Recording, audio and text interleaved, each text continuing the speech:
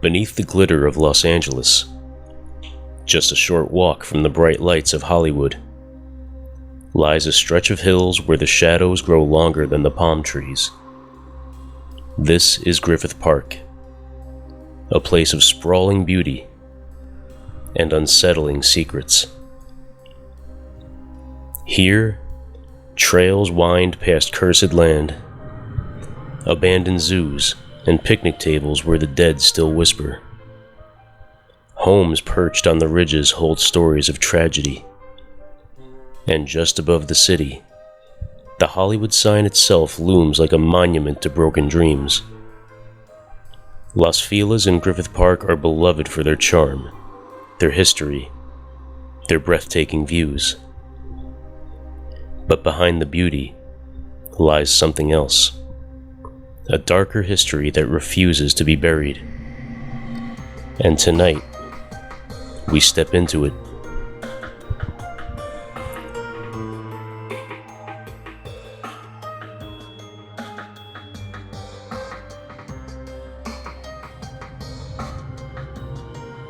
Los Feliz is one of Los Angeles' most enchanting neighborhoods.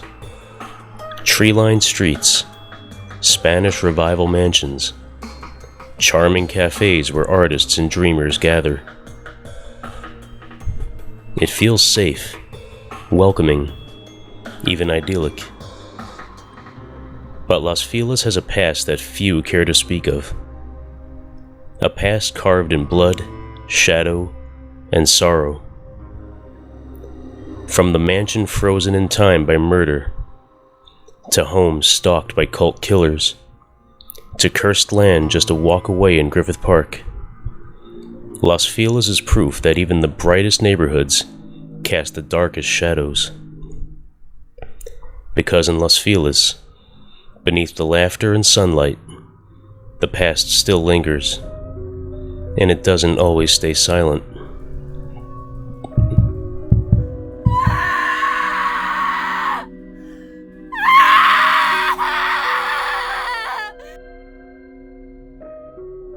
On Franklin Avenue, tucked just at the edge of Los Feliz, rises a mansion that looks like no other in Los Angeles. Its facade is carved with blocks of stone, patterned like an ancient temple. Staring at it, you might imagine it belongs to the jungles of Central America, not the Hollywood Hills. This is Sowden House.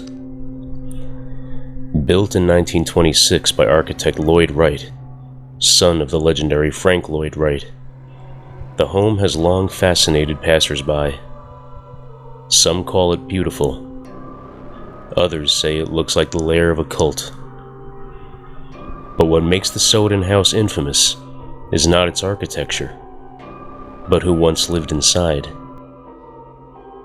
In the 1940s, the home belonged to Dr. George Hodel, a physician with a taste for art, music, and darkness. By day, Hodel mingled with Los Angeles high society. By night, whispers swirled of disturbing parties held within the stone walls. And then came 1947. The year Elizabeth Short was found murdered in one of Los Angeles' most horrifying crimes, the Black Dahlia. Her body was mutilated, surgically cut in ways that suggested medical precision.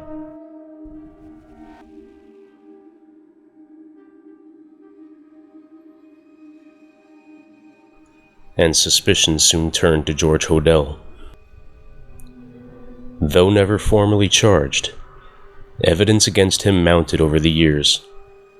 His own son accused him of the crime, pointing to the Sowden House as the site where Short was killed. First of all, they knew that she had been found at a vacant lot, posed, and surgically bisected, not cut in half with a saw but it was a skilled surgeon. So of course that limits your pool right there. Well, my father had been a surgeon in his early years of doctoring, so he certainly had that ability. But then there were a whole bunch of things. Then I would discover that he actually knew her and was dating her. he had become a suspect in 1949 and arrested for incest, for having sexual relations with my half-sister Tamar back in 49. 3-week trial. He beat the case, but basically there were 3 witnesses present, adults, and so he was a powerful, what they called in that day, a high jingo. He was untouchable, and the head of LA County Health Department. And I started digging in, and eventually I built a case that would, basically open the door to the secret files, which nobody knew anything about. We got into those DA files, and lo and behold, he was the prime suspect all along. Audio recordings later revealed Hodel admitting, "Supposing I did kill the Black Dahlia. They couldn't prove it now. They can't talk to my secretary anymore because she's dead." To this day, some believe the Sowden House is where Elizabeth Short drew her final breath, and that its temple-like walls are stained not with history, but with blood. Visitors describe the home as unsettling, heavy, filled with an unnatural silence. A place where every shadow feels alive. Some claim to see figures moving in the windows when no one is there. Others say they've felt eyes on them, watching from the darkened halls. Whether haunted by Elizabeth Short or by the twisted spirit of George Hodel himself, the Sowden House remains one of Los Feliz' most chilling addresses. A mansion that looks like a temple and feels like a tomb.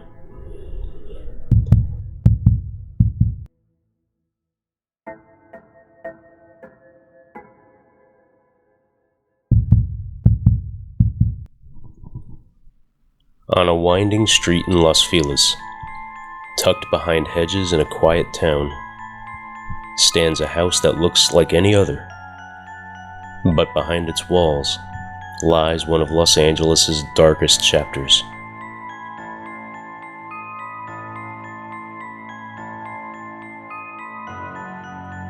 This is the LaBianca house. The date was August 10th, 1969. Just one night after the Manson family slaughtered actress Sharon Tate and her friends in Benedict Canyon, they crept into Los Feliz, driven by Charles Manson's twisted visions of chaos. Their target, the home of Lino and Rosemary LaBianca.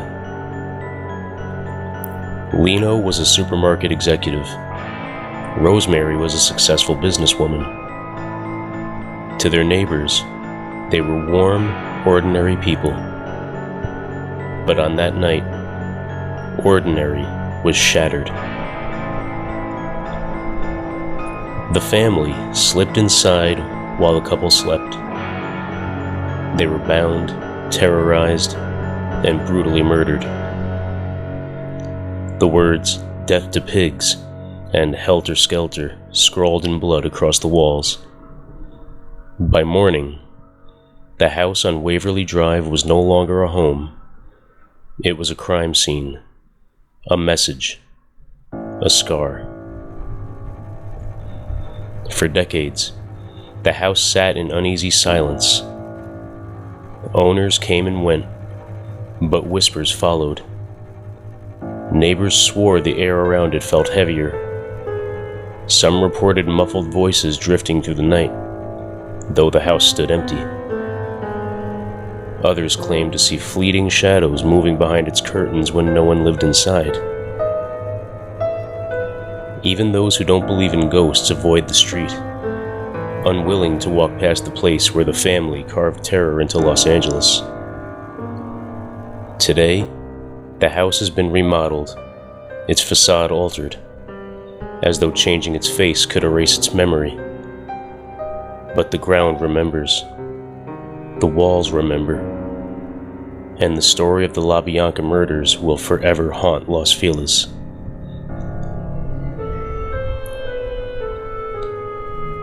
In a neighborhood already weighed down by curses and tragedies, the LaBianca house is a reminder that sometimes the darkest hauntings are not born of spirits, but of people.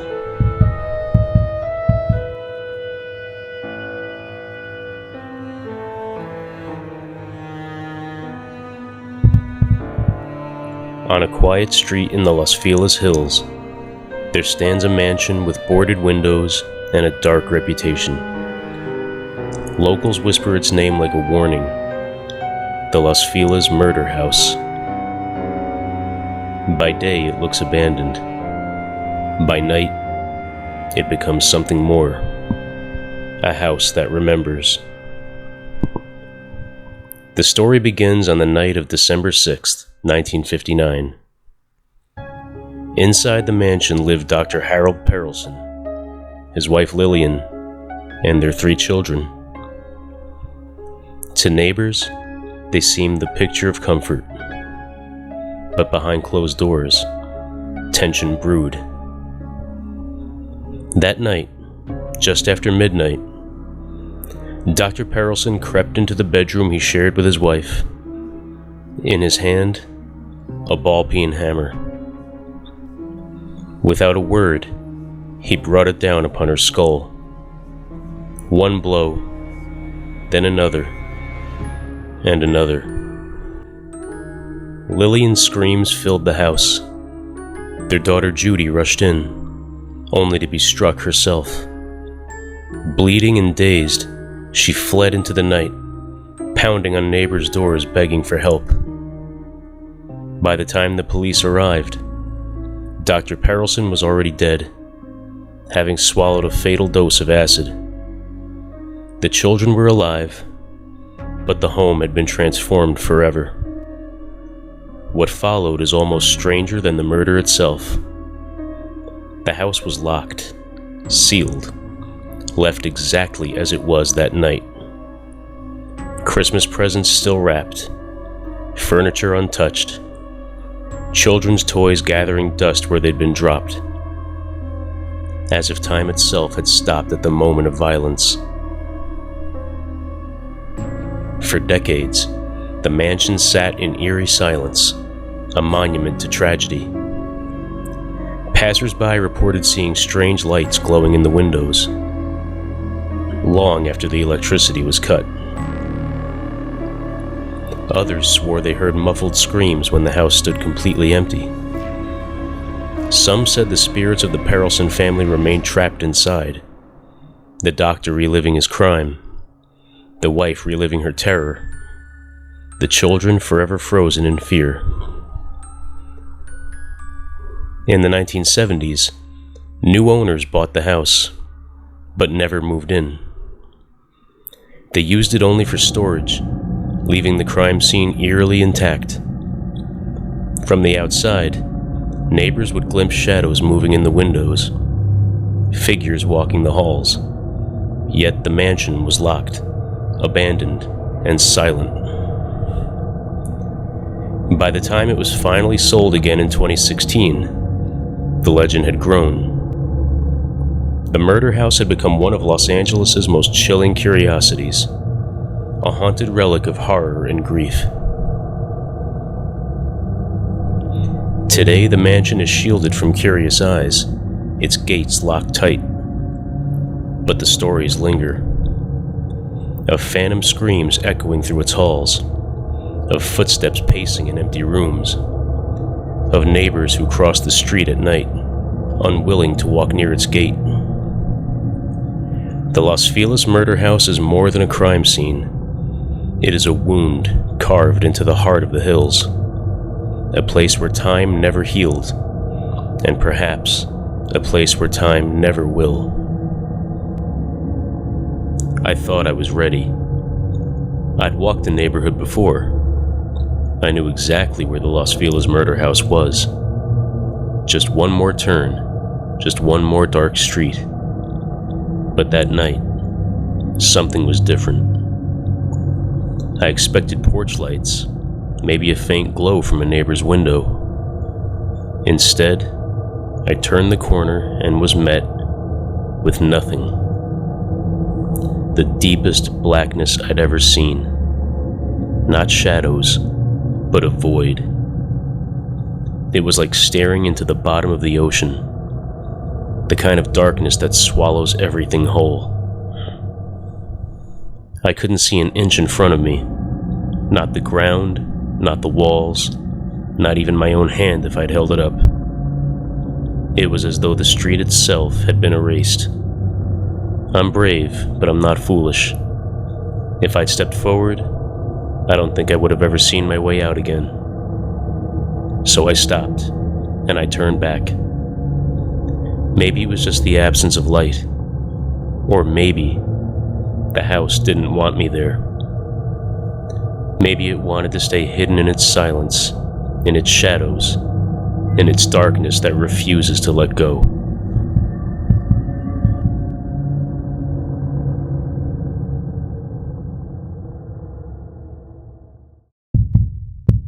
A 2022 two-part episode of Ghost Adventures proved extremely eventful. Told Discovery. I made a reference, I think in the intro, and I said, this is the house on Haunted Hill. The actual house on Haunted Hill that they use in the film is actually above this house. It's crazy, and they would have been filming that movie when the Perelson family lived here. Wow. Yeah. When did they film it? In 1959. Directly above the murder house, on Glendower Lane, sits Ennis House, a famous and unusual mansion used as a filming location for many famous movies.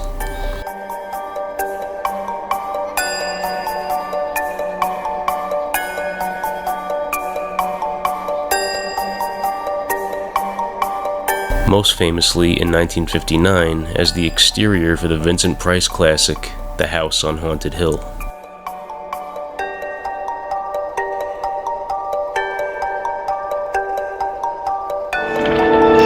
Since it was built a century ago, 7 people, including my brother, have been murdered in it. Since then, I've owned the house. I've only spent one night there, and when they found me in the morning, I was almost dead. Someone give your friend some price impression.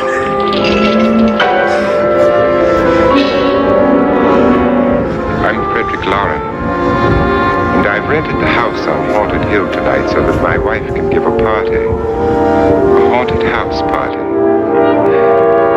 She's so amusing. There'll be food and drink and ghosts, and perhaps even a few murders. You're all invited.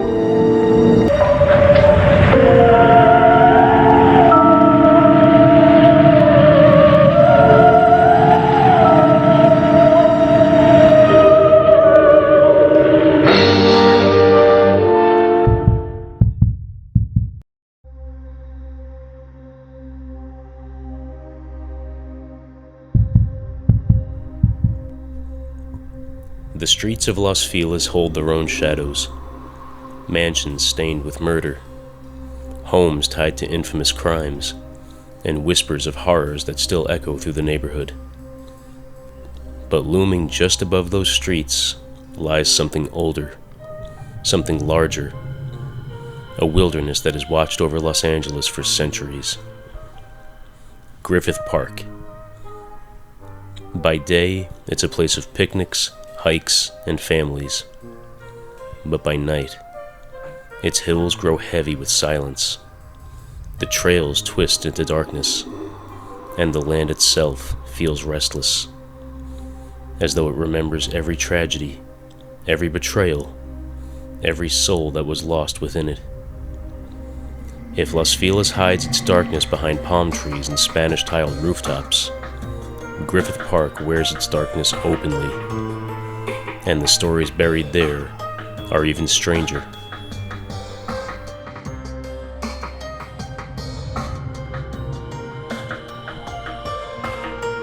Before Los Angeles was a city of stars, it was a land of ranches and bloodlines, vast stretches of earth owned by a few powerful families. One of those families bore the name Feliz, and it was from their hands that the tragedy and the curse of Griffith Park began. The year was 1863. Antonio Feliz, the landowner of Rancho Los Feliz, lay dying. Blind and frail, he prepared to leave behind everything he owned. Beside him, his beloved niece, Doña Petronilla, awaited her inheritance. confident she would soon hold the land her family had nurtured for generations. But fate and greed had other plans. A powerful man, Don Antonio Coronel, arrived with a lawyer, and on that very deathbed, Antonio Feliz signed away the ranch, not to his blood, not to Petronilla, but to Coronel himself. Doña Petronilla was betrayed. Stripped of her birthright, her grief turned to fury. She stood before the gathered men, her eyes burning, her voice sharp as steel. The lawyer, the ranch, the unjust judge shall all die. Their spirits shall wander, unable to rest. And this land you have stolen, shall be cursed. The cattle shall sicken, the fields shall burn, and a great city shall never prosper here. Her words cut through the air like a blade, a curse born of heartbreak and rage. And soon, the curse began to unfold. The lawyer who had tricked her uncle fell ill, wasting away until death claimed him. The judge who upheld the transfer met a sudden and violent end. Coronel's own family was plagued with loss and misfortune, his fortune dwindling away. But the curse did not stop there. It clung to the land itself. Strange accidents plagued Rancho Los Feliz. Workers fell from horses, choked on dust, burned in sudden fires. The ranch became notorious for death and ruin. Even long after the land was sold to Griffith J. Griffith, the eccentric millionaire who transformed it into the park we know today, the shadow of Petronilla's words has never lifted. Griffith himself was consumed by scandal, driven nearly mad. In 1903, he attempted to murder his wife in a fit of drunken paranoia, shooting her through the eye. She survived, but maimed and blinded. She bore the scars of the curse. Griffith spent time in prison, his name forever stained. The park he donated to Los Angeles has been plagued ever since. Wildfires sweep across its hills. Floods tear through its trails. Landslides strike without warning, and always, there are whispers. Some say they have seen her, Doña Petronilla, still wandering the hills at dusk, a dark figure in flowing black, her face hidden beneath a veil, drifting among the oaks.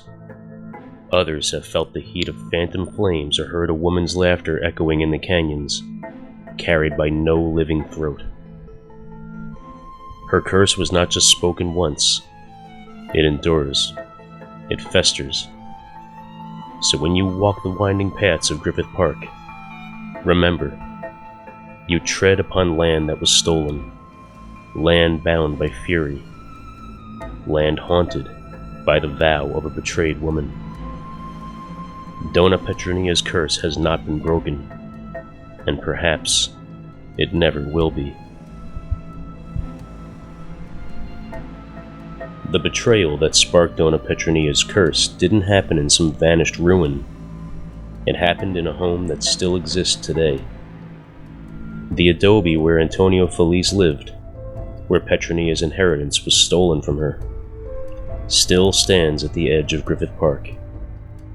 Most visitors don't realize it, but that building is now the Griffith Park Ranger Station, a place of public service, of uniforms and radios and maps, built upon the very ground where the curse was spoken.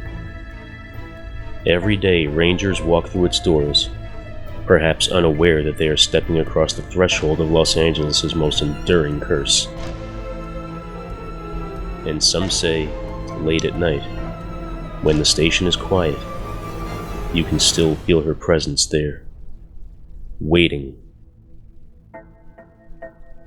And perhaps it's no accident that every October, Griffith Park becomes home to the haunted hayride.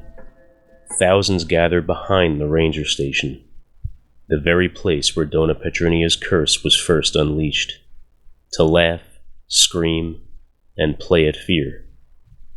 But the truth is, Griffith Park doesn't need props or actors to be haunted, because the real hauntings have been here all along.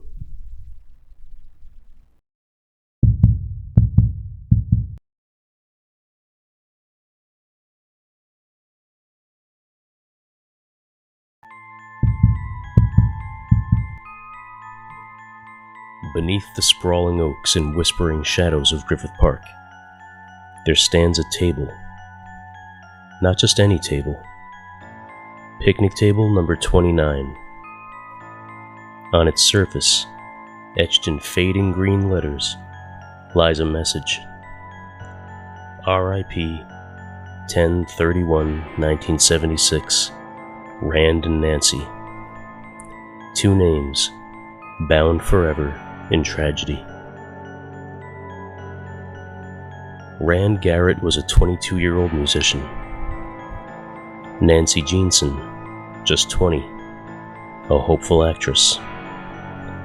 Childhood sweethearts, drawn together since before they could remember.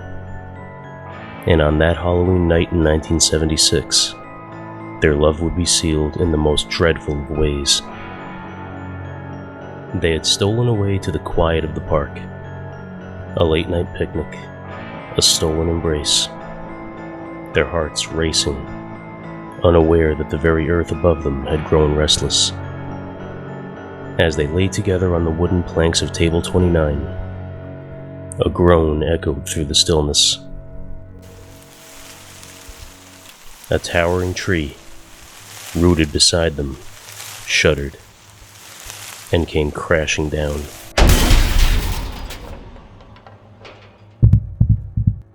In an instant, Rand and Nancy were gone, crushed beneath the ancient weight of the forest. They died in each other's arms.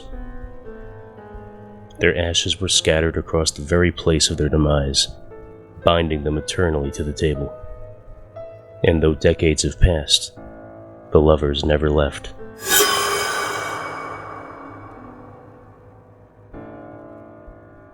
The first to learn this was Morris Carl, a city worker tasked with clearing the fallen tree. On November 7th, just a week after the accident, he arrived with saw in hand.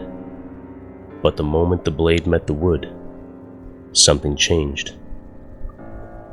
A chill unlike any he had ever felt before wrapped around him. It wasn't the cold of wind. It was the kind that sank into bone. He tried to continue, revving the saw, pressing it into the trunk. And that's when he heard it.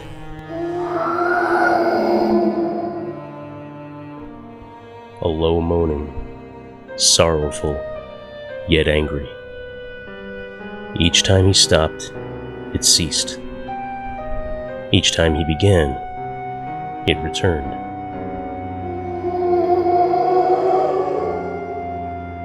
And then, the tree shook.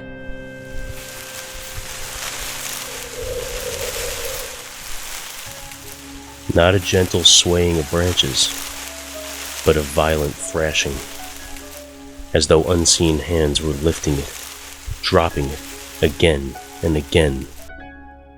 The saw leapt from his grip, clattering to the ground. The air grew thick, and a whisper slithered into his ear. "Leave us alone." Carl fled to his truck, desperate to escape. But the engine would not turn on. The windshield fogged over, and letters began etching themselves across the glass. First, next, then, time, and finally, you die. Carl survived, but his supervisor, Dennis Higgs, was not so fortunate. Higgs, old and dismissive, had wagered $500 that he could cut through the cursed tree. At night. He was found the next morning, flat on his back, lifeless, His chainsaw lay twisted beside him, its blade bent into a perfect U. Though the coroner claimed his heart had failed, those who discovered the body swore otherwise. His hair had turned white, his expression locked in terror, his fingernails shattered, as though he had clawed against the ground while being dragged toward picnic table 29. The tree still remains. For nearly half a century, no worker has dared remove it. Those who tried speak of icy hands clutching their chest, of cries echoing in the night, of sobbing, screams, and laughter not of this world. Rand and Nancy's ashes may have long since blown away, but their spirits linger still. And if you ever find yourself walking through Griffith Park at night, beware the shadows that gather near table 29. For the lovers who died there don't rest. They remember, they wait, and perhaps they're waiting for you.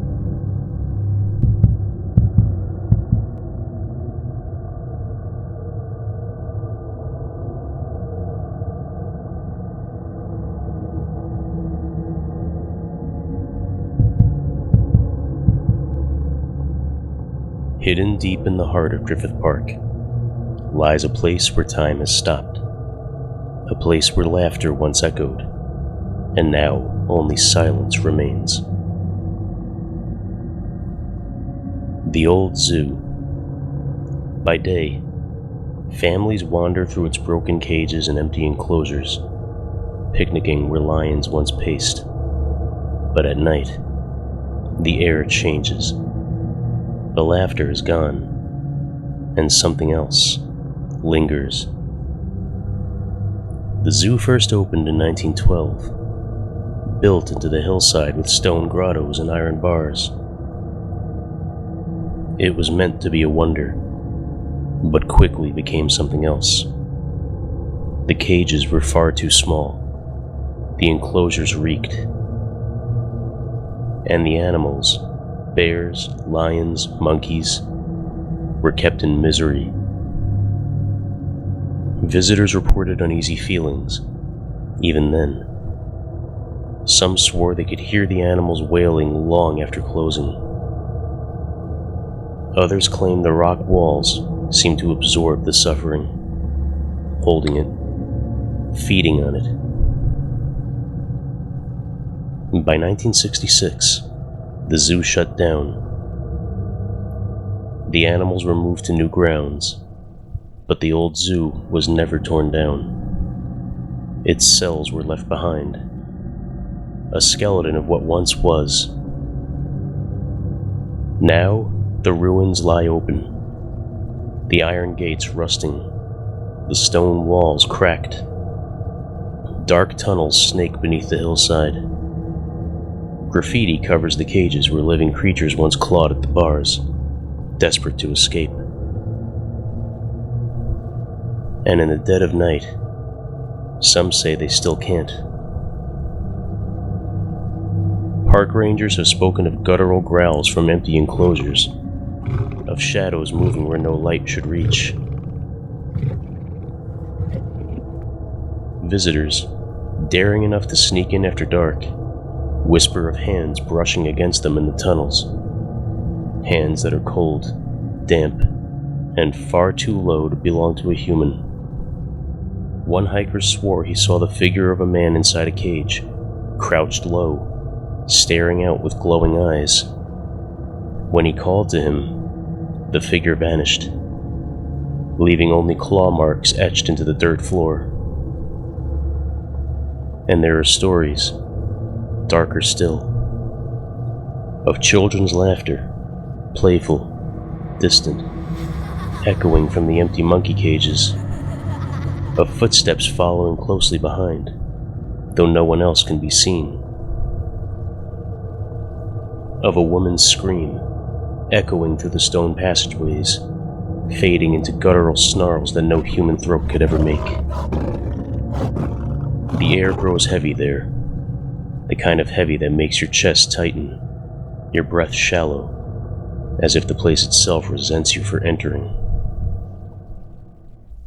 The old zoo is more than a ruin. It's a mausoleum, a memorial to suffering, and a prison for restless spirits. So if you walk through its dark corridors, remember this: the gates may be rusted open, the cages may look empty, but not everything was set free when the zoo closed its doors, and some things are still waiting for you.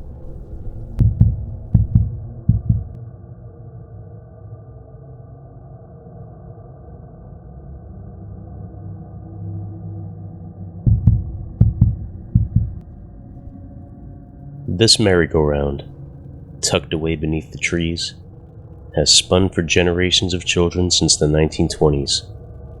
By daylight, it's all music and painted horses, but locals whisper that after dusk, when the crowds disperse and the midway grows silent, something lingers among the chipped paint and faded carnival lights.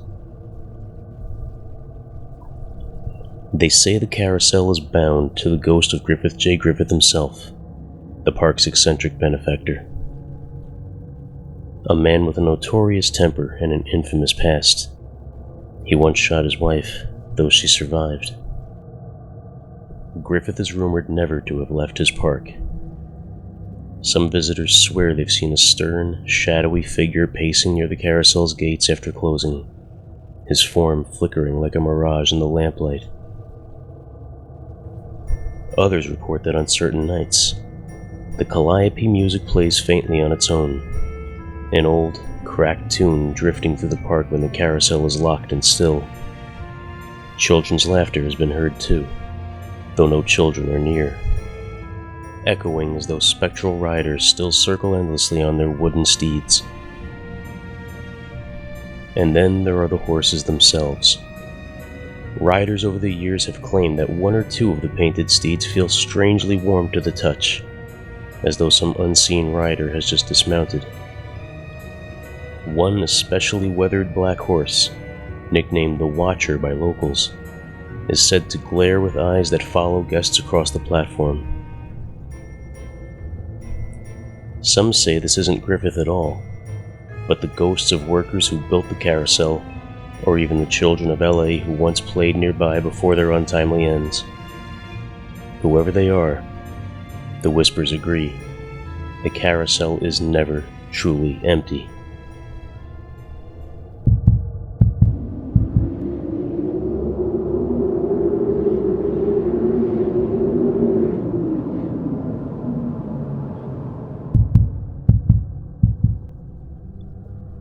Griffith Park has no shortage of ghosts.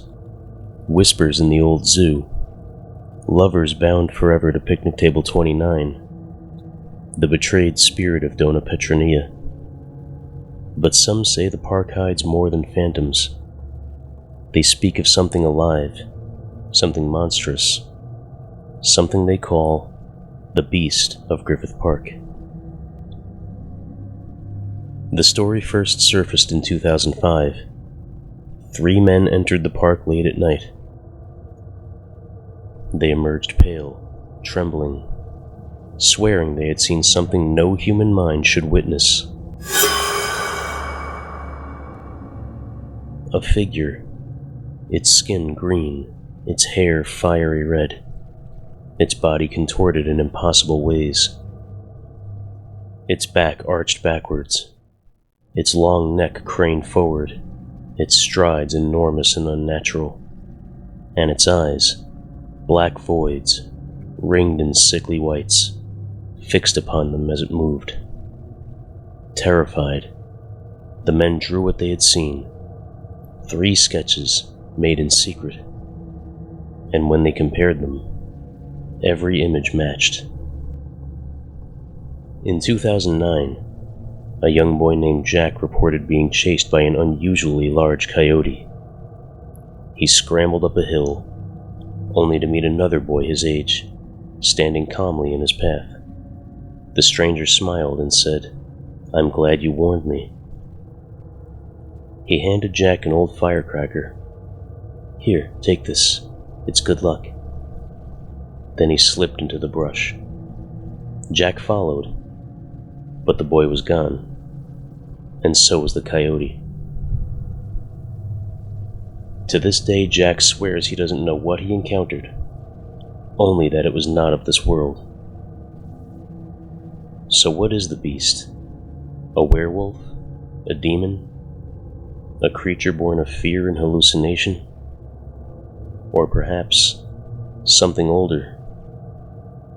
Some believe the beast is not a separate legend at all, but the curse of Doña Petronilla made flesh, when she spat her fury upon the land, when she swore that Griffith Park would forever burn, sicken, and suffer. Her hatred needed a body. The beast is that body, her sentinel, her vengeance, walking the canyons on bent legs. The spirits of Griffith Park may haunt its shadows, but the beast hunts. And if you ever find yourself alone in those hills at night, and the air grows heavy, and the brush behind you begins to tremble, don't turn around, don't look back. Because the curse of Doña Petronilla may not only follow you, it may stand before you, alive and hungry.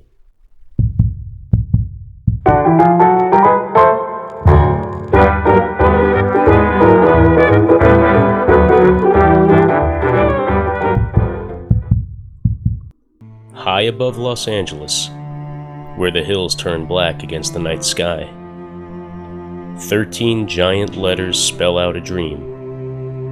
Hollywood. To some, the sign is hope. To others, it is a grave marker. Because one of Hollywood's most famous spirits still lingers here. The ghost of Peg Entwistle. In 1932, Peg was just 24 years old. A talented actress from Wales, she had already made her way onto Broadway, her name glowing on the marquee. But fame is a fickle thing. Her move to Los Angeles was meant to bring stardom. Instead, it brought disappointment. She landed only a small role in a forgettable film. Why, Hazel, cousin. Hello, June. How you been, you old so-and-so? Oh, gosh, it's good to see you. Tell me, do you see any of the old crowd? You know, the dear old Kappas? No, I don't get around much. I've been taking a motor trip with a friend, and when I saw you were here, I simply had to come in and say hello. That's swell. Come on. The glamour she had been promised never arrived. On September 16th, 1932, Peg climbed the steep slopes of Mount Lee, her steps heavy with despair. She reached the base of the Hollywoodland sign, as it was called then, and scaled a workman's ladder to the top of the letter H. There, under a sky thick with silence, she looked out over the city of broken dreams, and she leapt. Her body was discovered the next morning. In her purse, police found a note. I am afraid. I am a coward. I am sorry for everything. If I had done this long ago, it would have saved a lot of pain. P.E. Peg Entwistle's career ended that night, but her story did not. For nearly a century, hikers and rangers have seen her ghost drifting near the sign, a pale figure in 1930s clothing, moving silently along the trails.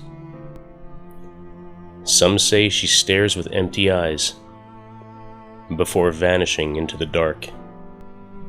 Others smell her first. A strong perfume, sharp and floral, clinging to the air where no one is seen. The same perfume Peg was known to wear in life. One man reported following the scent up the trail, only to see a woman standing by the H. When he called out, She turned, her face pale, her eyes sorrowful, and dissolved into the night.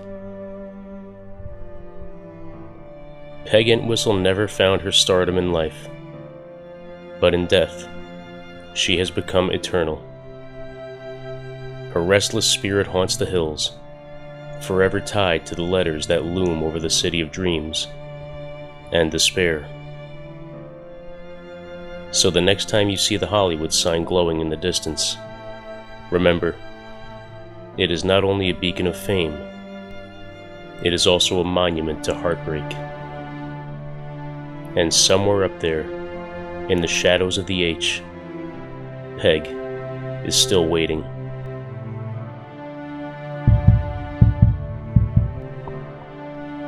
For all its beauty, Griffith Park remains a place of shadows, a land cursed by betrayal, a graveyard of tragedies, and a hunting ground for things that should not walk the earth.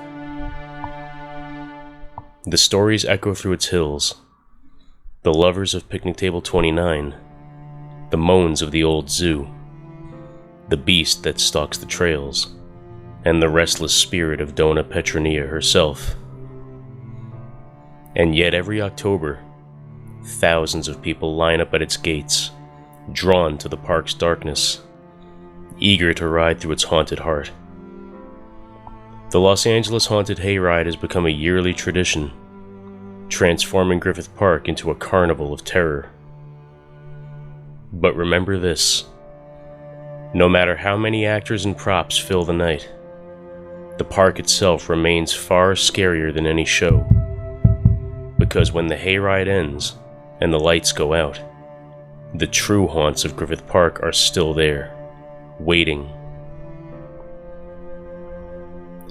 Los Feliz and Griffith Park, two of Los Angeles' brightest treasures by day, and two of its darkest landscapes by night.